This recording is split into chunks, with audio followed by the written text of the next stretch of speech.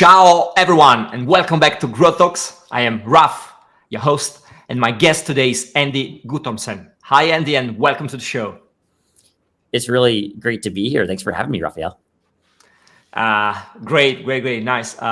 Today we're going to talk about communities, but before starting every conversations here on podcasts, we always have like a classic question, and the question is, who's Andy? So tell us a little bit about your story and your background. What's your story?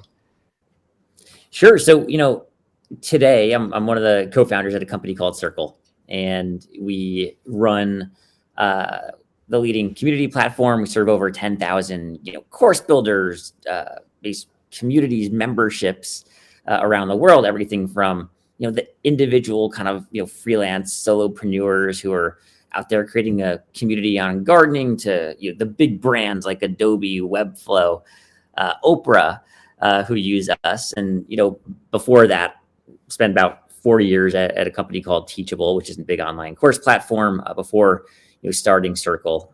But for the last 8 to 10 years, been really serving creators and business owners who want to build community, share what they know, and monetize what they know.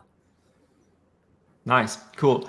And I know that I am one of your customers. So my community is on Circle, and I love the product. I'd like to start. My first question for you is that, in your experience, or during the last few years, did you see any, let's say, any big changes in how creators, marketers and entrepreneurs, they build a community and they use the community to to monetize what they're doing? Everyone now is talking about the whole creator economy, and most of the time when we think about it, we think about YouTube and make money with videos and so on and so forth. But communities I think are like a big part of it, isn't it?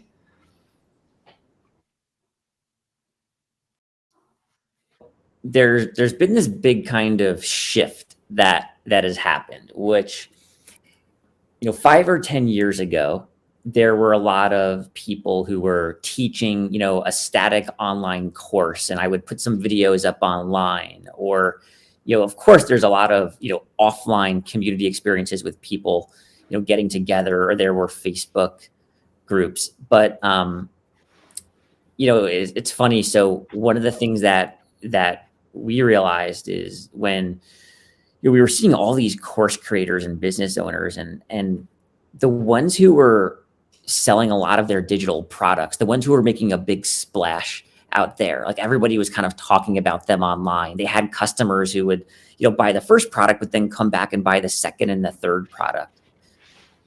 We realized that the people who were doing really well, they had this kind of community membership experience. And when you and I, when we talk about communities and memberships, really what we're talking about is essentially there's like this home online, right? Where you bring people together, you give them access a lot of times to content, to, you have experts come in, maybe there's some course experiences in there, people are sharing ideas, but you're kind of bringing these people together around this common mission or this common outcome that we all want.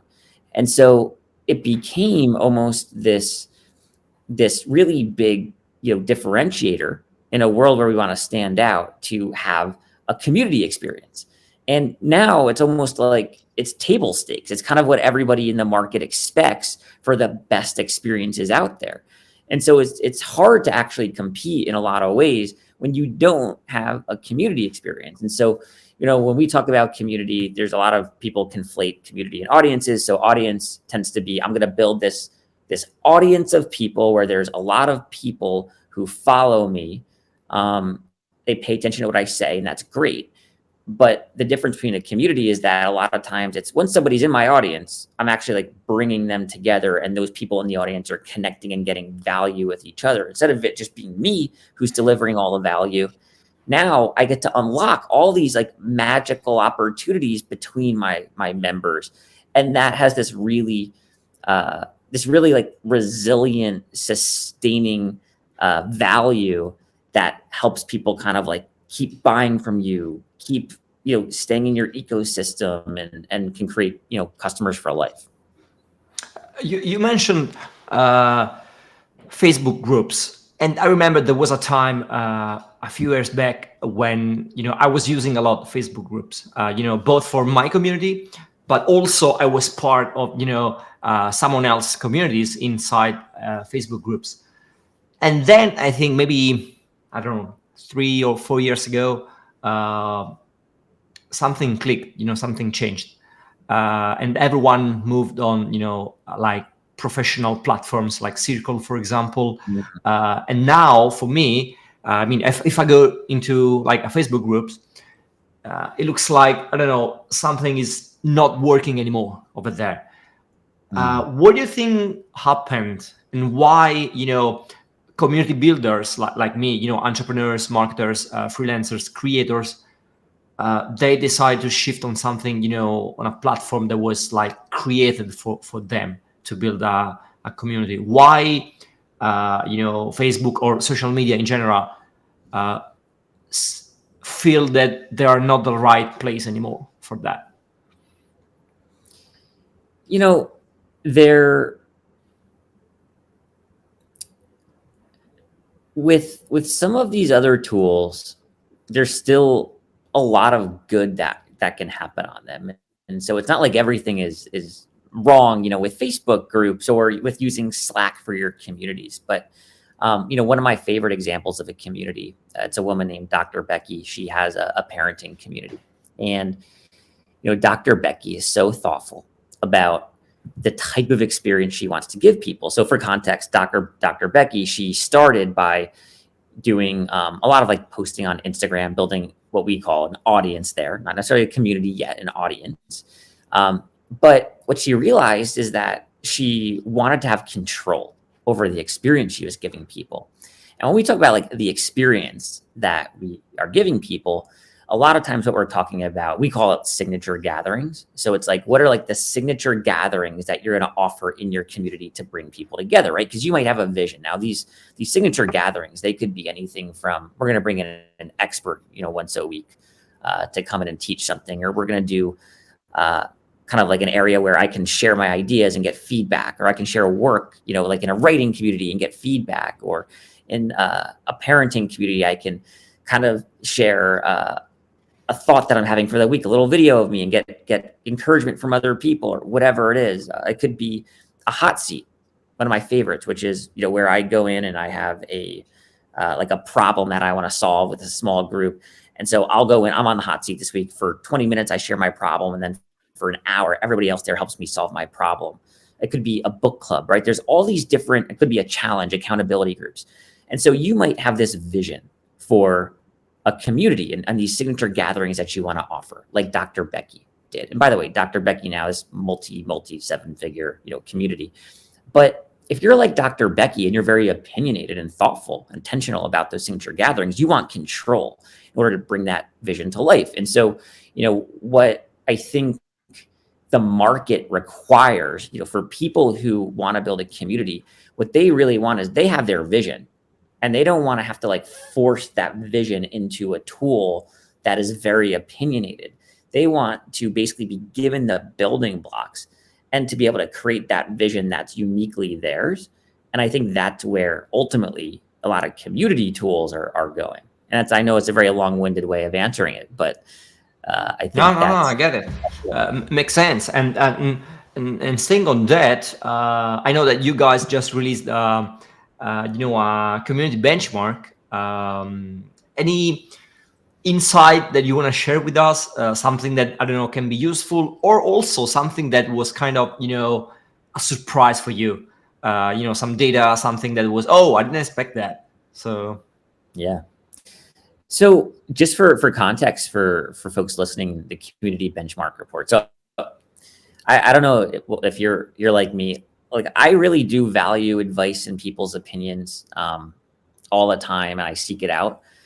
Sometimes though, you just want the data. Like, I'd like to just like see the data. I'll come to my own conclusions, So what we did, we created this community benchmark report. We have this unique advantage where we have access to the product usage data for 10,000 communities, including many of the top communities online. And what we actually did is we looked at the top 10% or so as well. And we really wanted to understand what's different between, let's say, like the top 10% of communities on Circle versus the other, 90%. And the result, so we did about 6 months of really in-depth analysis, research, 700 interviews, 10,000 community, data points, all of that. We did come to, some conclusions. It's all in a report. It's 87 pages. It's beautifully designed. It's completely free. You can go just search for Circle Benchmark Report, download it. It's all yours. A few interesting findings. So the first one was that, for communities,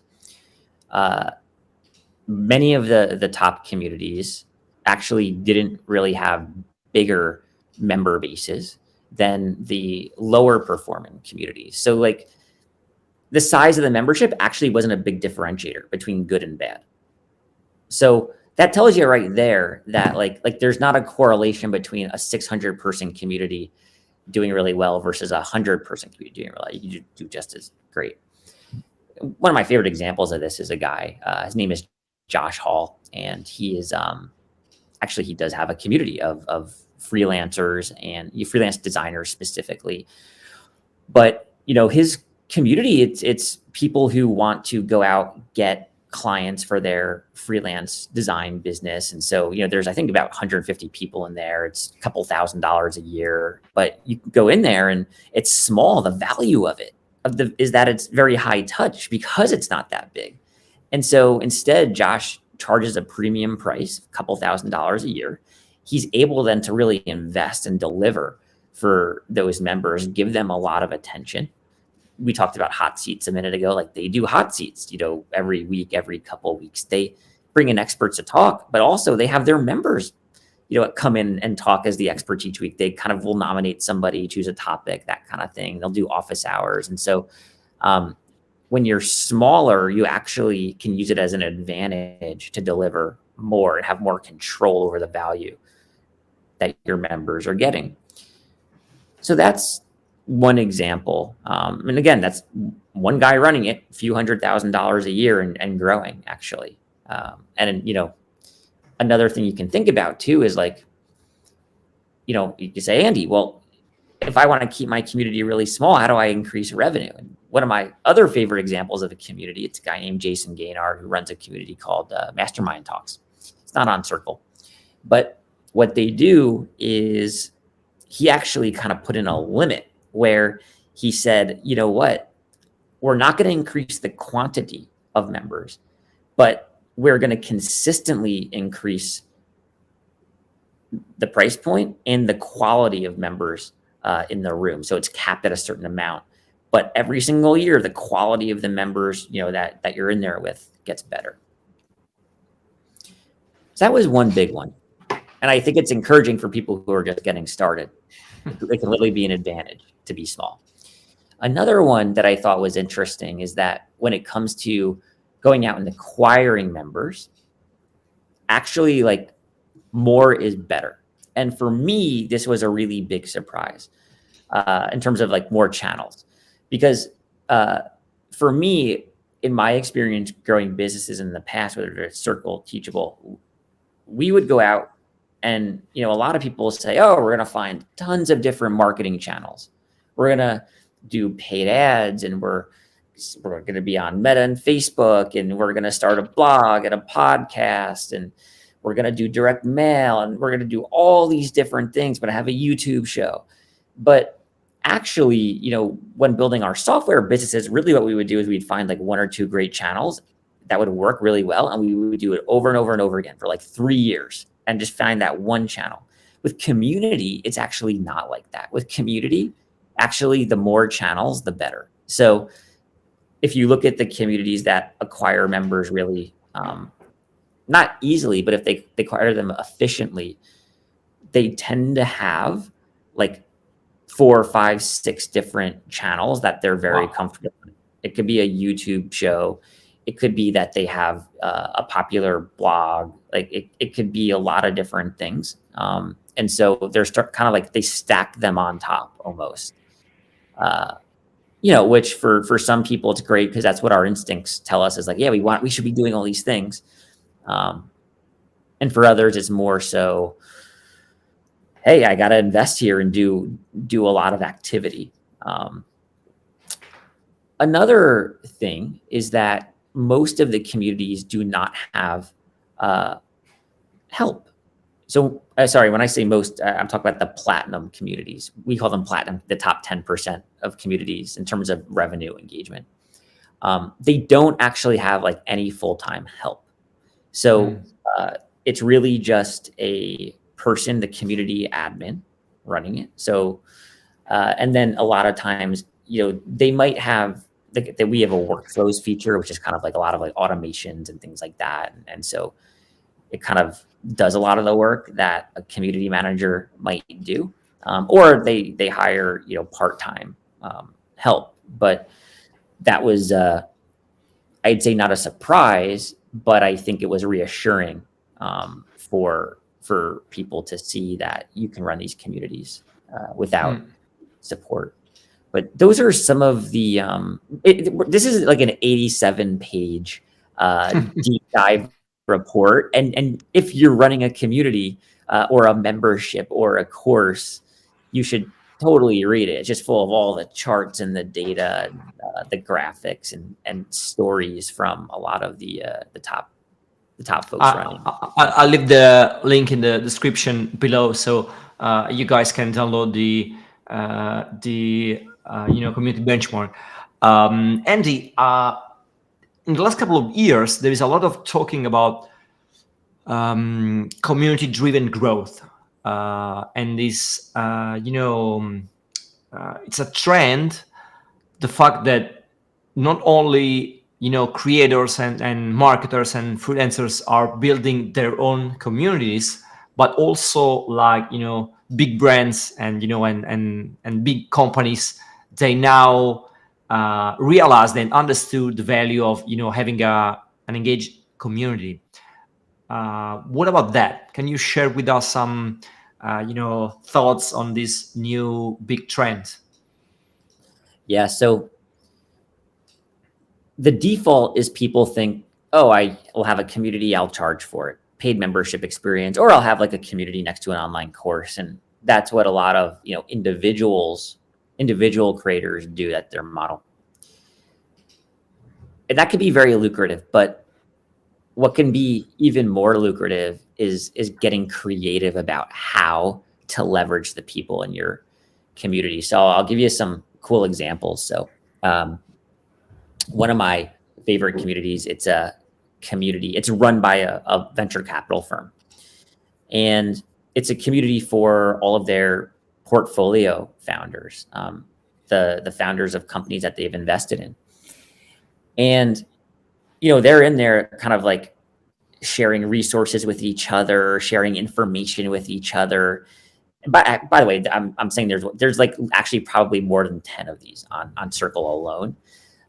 But it's this, they don't monetize it, but what they do is they build these really close relationships. They invest in these founders in terms of money, time, attention, skills, mentorship, and they help them grow their businesses. But the other thing they'll do is they'll use that for sourcing other deals. And so, for us, I mean, we have our own Circle customer community. All of our customers are in there. We use it to get product feedback. We have so we'll say, hey, we launched this new feature. We'll get literally 50 comments in there of, hell, why didn't you launch this other feature? We don't care about this one, or, whatever it is. Like there's so much feedback coming in. And so the other thing is so Webflow they have a really great community where what they'll do is they'll start to use that to get, feedback on product ideas. Another one would be Exit 5. It's by Dave Gearhart. What he'll do is he literally has a job matching service in there where, he'll connect a member of a community with with like corporate, the companies, that basically sponsor him. So they come in, and those companies are able to find really great talent within the community. So there's a lot of like two-sided marketplace opportunities. Having a community is one of the best ways to launch and conceive of a product before even building it, because you already have this built-in, these built-in beta testers. All of our beta testers, they just come directly from our community. We just send them a bunch of DMs and say, hey, do you want to see this thing for a few months? And here's what you'll do if you want to be a beta tester. So another example would be sourcing deals for, so Cody Sanchez is, she's a woman who has a really great community. It's actually a paid membership community, but it's all about, building businesses, acquiring businesses. And so she has this community where she teaches people how to acquire businesses, but also they do a lot of sourcing in there. Well, they'll show her businesses that she can go and acquire, because now she has 1,000 people who know the types of businesses that she likes to acquire, because they're learning how to do it, and they'll show her opportunities as well. And so a lot of the most lucrative communities out there, they're actually not monetized directly. They're monetized indirectly. If you are enjoying this episode, please check out my lead generation course. You can watch it for free on gaito.link/skillshare, GAITO. As an entrepreneur, marketer, or business owner, you know how crucial lead generation is. In this course, I'll be sharing with you 20 proven tactics for lead generation in both B2B and B2C markets. You can watch it for free on gaito.link/skillshare, GAITO. You'll find the link in the description. I love all these examples because, if someone is listening and they are not creators or marketers, but they're actually building a product, now, guys, you know that a community is important for you as well, and there are a lot of ways how you can leverage the power of a community also for your product, for your business. I'd like to share some useful tips and tricks for people that are kind of starting with a community. So let's say there is someone, they have a small community, or they don't even have a community, but they want to start one. So what would you say are like the top 3 tips and tricks, best practices to start a new community from scratch? So the first thing I just want to start out with is there are a lot of paths that people take. They think about like creating an online course or a membership or a community, or starting this business over here. And they all take a lot of work. None of them are easy. But creating a community is something that it takes a lot of work, but you can get started and you can have a legit community in like 45 days if you do a lot of work, right? And so the first thing I tell people is, you've probably seen some big community with beautiful landing pages, and they're earning a whole lot, and they do big launches, marketing and all of that. Like, that is not how you start in the community world. What you will do is, the first thing I would figure out, like, who do I want to create my community for, and really hone in on like what that persona is, and stick with whatever you have kind of an advantage around, right? And what I always tell people is, you take a pad, and then I want you to kind of write down a whole bunch of ideas for how you can deliver a lot of value. And essentially what this is like, choose 3 signature gatherings, right? So we talked about signature gatherings earlier. Signature gatherings are like that really, that value prop, that kind of like those moments that you're going to create in your community for those members. Now, a lot of people, they think, oh, I got to get people to come in and hang out in my community all day, and it's going to be like an area where people hang out, they just riff, they chat, and all of that. What we've seen is like that very rarely works. What actually works really well is if you have like 3 signature gatherings. So let's for a minute I was actually I was coaching a woman the other day who's starting a running community, and we went through a process with her where we basically identified, what are the 3 signature gatherings that you're going to have. And so for her, one of the big ones was accountability. And so accountability for her specifically was at the beginning of the week, I'm going to share, like, all the members, we're going to share our running plan for the week. And then we're going to check in during the week to tell people how it's going, get some encouragement at the beginning of the week and all of that, tell people like how I'm progressing. At the end of the week, write up a quick report of how I did for the week, share with the whole group. Everybody shares their stuff, and do that every week. So there's like an accountability. It's like our signature gathering Monday, Sunday, we kind of check in, how did we do? Another example is that there's a lot of expertise about like running techniques, how to prepare for a race, all that kind of stuff. And so creating a schedule where each week some member of the community is going to come in and teach something, or they'll bring somebody externally in. So that's the second signature gathering.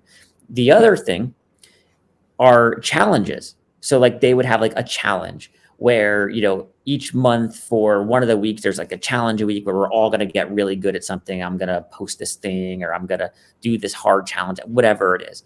But you'll figure out what are your 3 signature gatherings. For a lot of business communities, I love the hot seat signature gathering because, gosh, like if I'm going to sit there, have a big problem solved in a group of people, 5 or 6 of my peers, that's incredibly valuable. I can pay for that, because it's so valuable for me. So what are those 3 signature gatherings? Then what I'm going to do is I'm going to reach out and find my founding members. And my founding members, these are the excited, kind of ambitious, maybe a little bit crazy people who are going to take a risk and build the thing with you.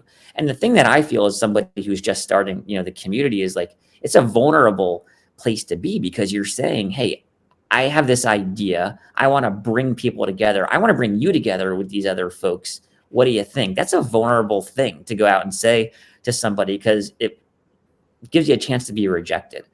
And so, when I think about like approaching that person, it's tempting to be like, oh, I already have this community. It's great. And not really be transparent about the fact that, no, this is a new thing. You're a founding member. Frankly, you're going to build it with me. And we're going to start off small and we'll grow from there. And it's just going to be these 3 signature gatherings to start. When you're kind of upfront with those people, it attracts the right kind of people in. So nail my 3 signature gatherings. Figure out a list of who are the people that I'm going to reach out to first. Those people are going to be in my phone.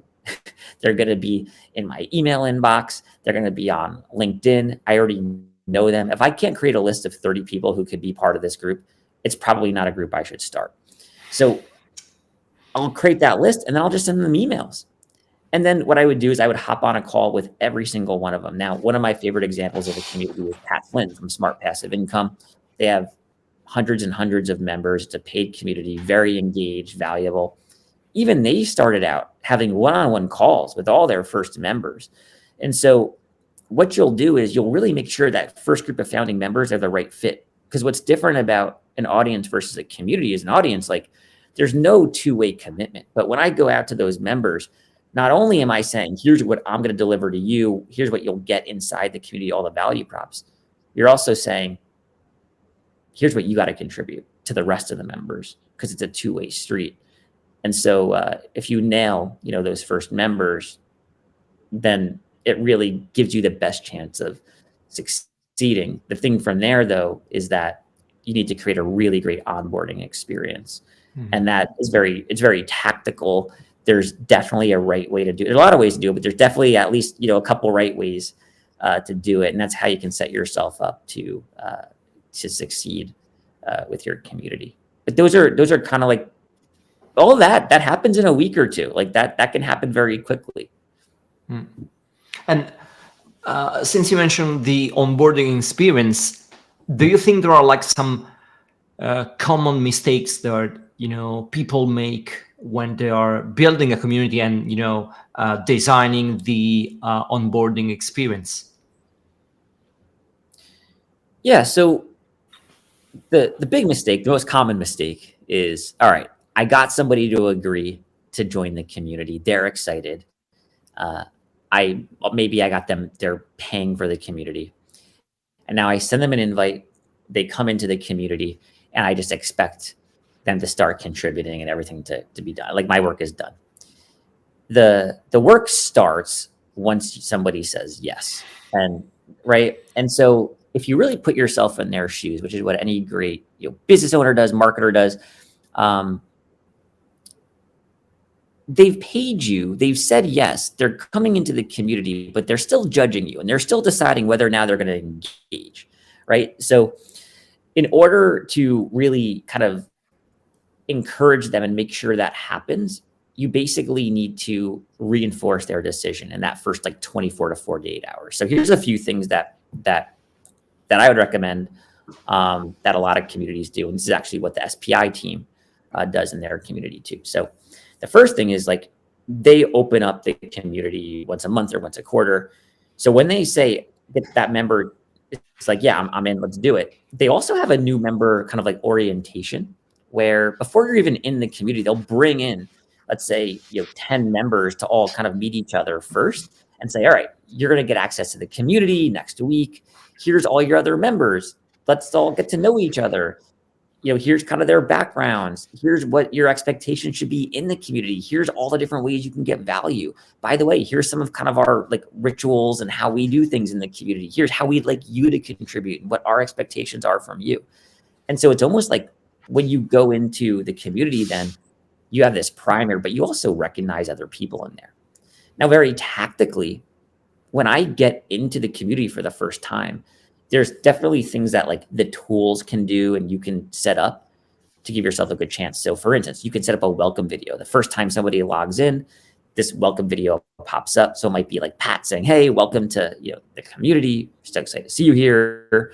Here's all the different ways you can get value, the lay of the land. There's really 3 things you need to do the first time that person logs in. The first thing is you need to give them basically a kind of a lay of the land, like here's where you can go find this stuff that you were promised. Here's how you can send and receive a direct message to somebody. Here's how you can attend this, like the expert sessions we're doing or join the book club that we had talked about in the orientation or whatever, like a lay of the land navigation, right? How to use the tool as well. And by the way, best thing to do, kind of a little bit of a crutch, but I always recommend it, is having a new member checklist that people can go through. And so you might tell people, go through the new member checklist. At the end of the checklist, I want you to send me a DM. Let me know that you finished the checklist. And then I'm going to send you a little gift when you do that.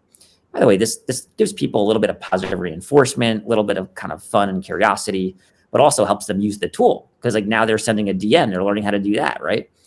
And so you might have them go through, do these things, go check out the member directory and find somebody to connect with. Because the second thing that you want in that first 24 hours, lots of ways to accomplish it, is you want them to connect with another member. So you want them to have at least like one good positive interaction where maybe you introduce them to the group and they get a whole bunch of replies there, or you send a DM, like a group chat where you connect them with another member. Hey, I know that you're really into this thing. This person would be great for you to meet, just connecting you to. And that member helps kind of like onboard the new member, right? They kind of bring them in, give them that moment. So lay the land, connecting with another member. The third thing is just getting some value on one of those signature gatherings. Can you get them to have that kind of moment, right? And this is a great first 24 to 48 hours where you've now reinforced the decision here and that person is fully bought in. And then of course, they get to the end of that member checklist, they DM you, shoot them, give them like some type of cool gift or something, like just really over deliver on expectations in that time. But that's how you onboard a member. And then of course, your signature gatherings, those are, maybe there's 3 of them. That's what keeps people coming back every single week. There's like the 2 or 3 big signature gatherings, the big value props for that week. And now they're in your ecosystem. Wow, that was great. And the checklist idea. I love it. I think I'm gonna use it in my community as well. Thank you for that. That's a great idea. That's a great idea, actually. Yeah, I love it. I love it. So, we are sharing some advice for people that are starting their own community, or they have a small one. But what about, what's next? So what about people that already have like a small community, and they decide, okay, this is the time when I want to go big.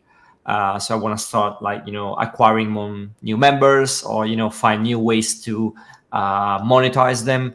Do you have any useful thing that you want to share with them? Yeah, so I think there are, when we look at the folks who are doing really well, there are so many different models that work. So there's not like a certain model that I recommend. Like you can have, for instance, many thousands of members all paying monthly, all in the same exact tier. But another way to think about it too is like, are there kind of different tiers you may want to offer for folks to grow the business? So I think it's maybe counterintuitive, but one of the best ways to grow the revenue of a community business is not necessarily just to grow the number of members kind of on that, like made, like, let's say, paid membership experience. A lot of times it's to offer a much higher tier that is much more, let's say, valuable, you're more hands-on, all of that. And so, like, is there like a premium tier you can offer? Is one of the places that my head goes immediately. But if you want to scale up, another thing you can do is, really, what it is you're finding traffic, you're putting the offer in front of them, and you're converting them. So if you want to scale the number of members, it's essentially, where are you going to find the traffic? How are you going to convert them? I have biases here. So, in terms of converting them for memberships, especially, I love webinars. I think webinars are great. I've had plenty of webinars where there's been 300 people on. I've webinars where there's 3,000 people watching live. 10% of the people on the webinar will become a member. And so, that's one example of like, how do you convert members? But then there's traffic. And so you can go out to partners. You can go out to other communities that are not competitive, but like tangential, and do like cross promotions. Right. And so at that point, like, you should have your signature gatherings, your value prop pretty solidified. You should probably have a beautiful landing page. Like, people should know exactly what you get. By the way, one of my favorite things to do is go to the successful communities, go to their landing pages, and learn from those landing pages, because you can see everything they offer in their communities. Those are all just signature gatherings, is really what they are. But I would start to figure out, where is the traffic going to come from? I'd look for a lot of partnerships. What we found in the benchmark report is actually, like, paid acquisition tends to not be great for communities, because it's a little bit more bottom funnel communities, So it's hard to like have an ad, get people to go click on an ad, and then just buy a paid membership community, like, recurring every month. You really need to build a relationship with people. So I would look for channels where you can build a relationship with people. That's why I love webinars for paid memberships, is because you can give, a 60-minute training, just pure value, for free to somebody, really build a relationship with 20 people or 2,000 people all at the same time. And you can do the same thing with partners, where like that partner can help, take that relationship that they have with their audience and kind of almost like bring you into that and help you build your relationship with their audience really quickly. So it's like, there's this almost like channel product fit, like this, what I mean? Where it's like, you got to find the right channels for a community membership. And those are going to be more relationship focused. Partnerships are great though. For example, just to add something, about that, in my case, content marketing is the best channel. So people watch my videos, they get a lot of value from that. from like a tutorial or an interview or something else, and then I tell them about the community, and what they think is, oh, and this was the free part. So I can imagine that in the paid community there is much more than that, and that's how you can also deliver some value and show them what's gonna be inside the community. Content marketing always huge on that. Sure. Andy, I have a quick question about AI.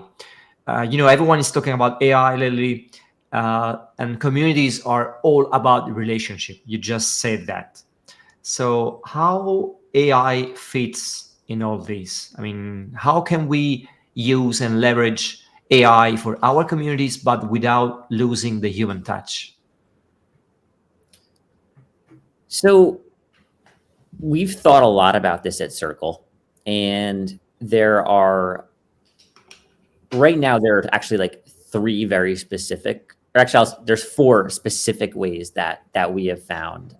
Not all created equal. Some are like much bigger ideas, and others are more tactical. So I'll kind of walk you through from most tactical and maybe like the least sexy to the most sexy. So the least sexy would be we use AI to transcribe all the events that you might do in your community automatically, right? So if you're running like a live session, you're bringing an expert, whatever, really click a button, we'll create the entire, summary transcript, all that kind of stuff for you. So it uses AI to kind of just support you, but not to replace any relationships.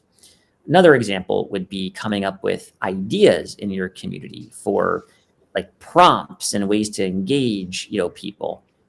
If you're in Circle, for instance, you may know this, but you can go in and say, give me 10 ideas that I can, for like a post I can do to get people to share whatever. And, you can come up with a whole bunch of different ideas. It'll just do that for you.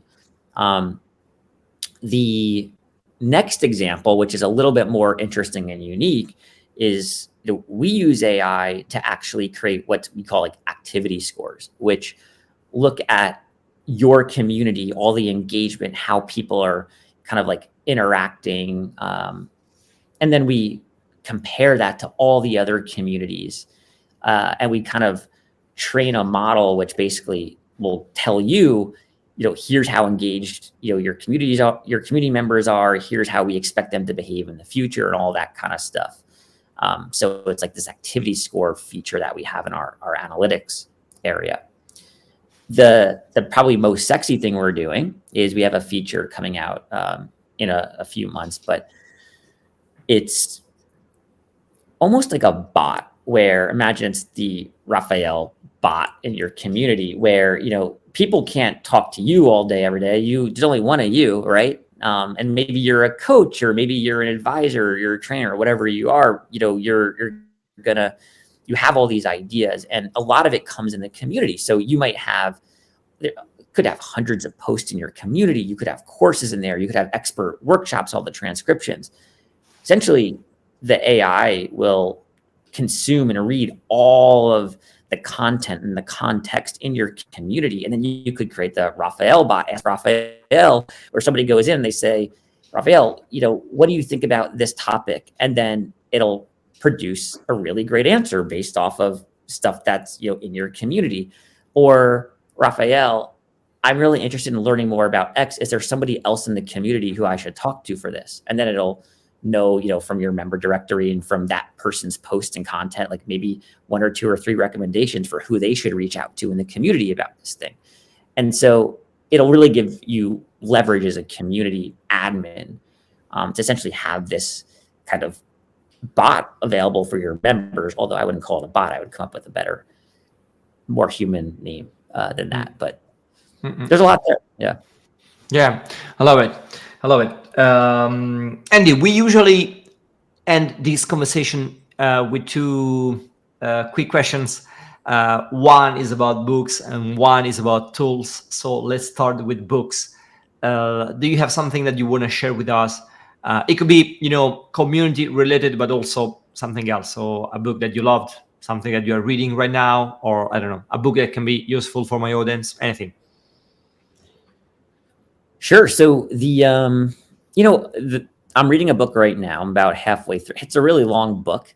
It's called Titan. It's about John D. Rockefeller, who built Standard Oil, basically into the biggest company in the United States in the late 1800s. But really fascinating, his kind of journey of building this major conglomerate, around that time. And so pretty lost in that book right now, just really enjoying it. And What's the name again? It's called Titan.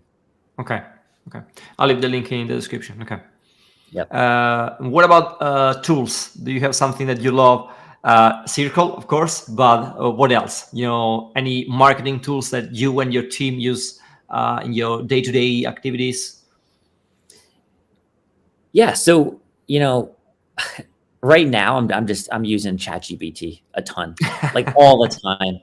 Uh, and we're trying, like, our whole team, really encouraging them to use it as well. So, it is helping us go a lot faster. It is the tool that I'm most excited about. I know it's not an interesting answer, but it's the truth. Yeah, I totally agree on that. Andy, before saying bye, where they can find you, read you, follow you, any link that you want to share with us? Sure. So, just check out circle.so if you're thinking about creating a community. It's the best place to go and kick the tires for a bit, see what it's like to, hop in and create a trial account. Or you can reach out to me anytime. My email is andrew at circle.so. I'll see anybody's emails and would love to hear from you. Cool. Great. Andy, thank you so much for your time. This was great. Thank you. This was a lot of fun. So really appreciate you having me on. Thanks for listening to this episode of the podcast. I hope you enjoyed it and you learned something new. Make sure to subscribe to us on YouTube and Spotify to stay updated on new episodes. With your support, I can continue to bring great content and great guests to this podcast. So hit the subscribe button now and I'll see you in the next episode.